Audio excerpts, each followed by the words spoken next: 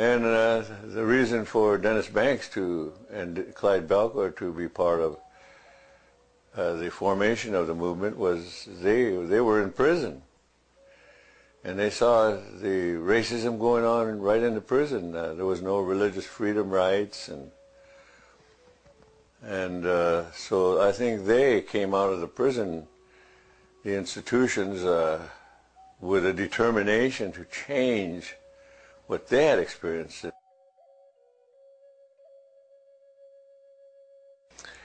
You know, even in my own brother, who was in prison at the time, we were all there at this meeting, and so we brought together, I guess, the summation of all our lives, all our experiences, at a time when I always expressed it that we were about to be written out of history as roadkill cultures of manifest destiny.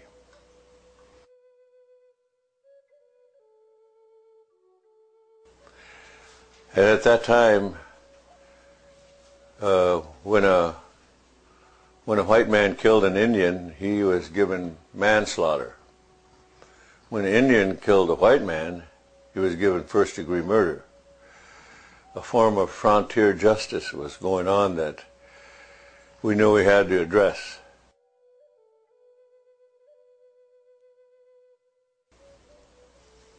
It became a sovereignty issue because of the treaties. It became a sovereignty issue because of the land. But most important, it became a sovereignty issue because of our spiritual ways.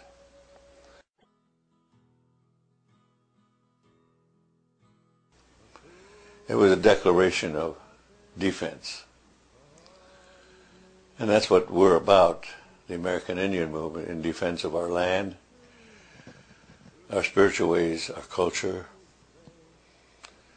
It's about defense of your survival for the children to come, the unborn.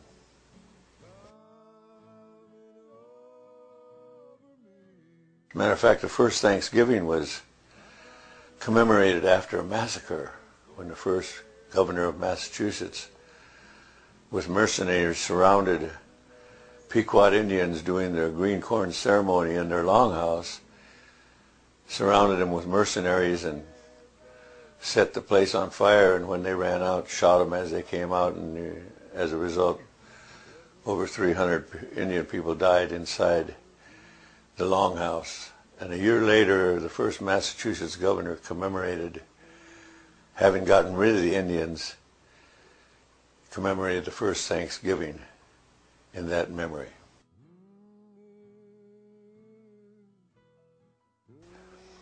It's getting pretty obvious as the initiator of all the oppression that starts with us first, and it goes out to the world. And one of the ways they do it is that they get everybody to hate the victim.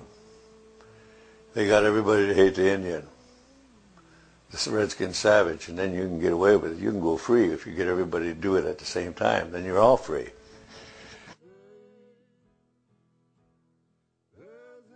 The people who came to another land and destroyed it and now are almost destroying themselves. When you corrupt the earth and the environment, it starts to corrupt the children. And when the children are corrupted, then it's complete. The corruption is so widespread that no one government agency can handle it. No one government or corporation or any amount of money can turn that around unless you set and instill in the young generation.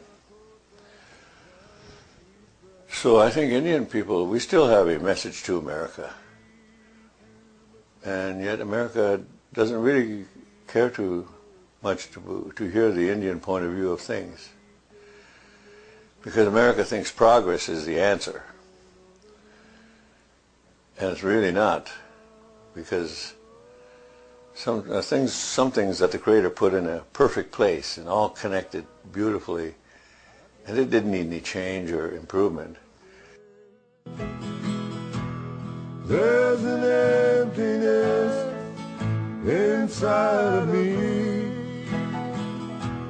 and I can't bear the loneliness out here. There's another place I gotta be, another place I gotta be.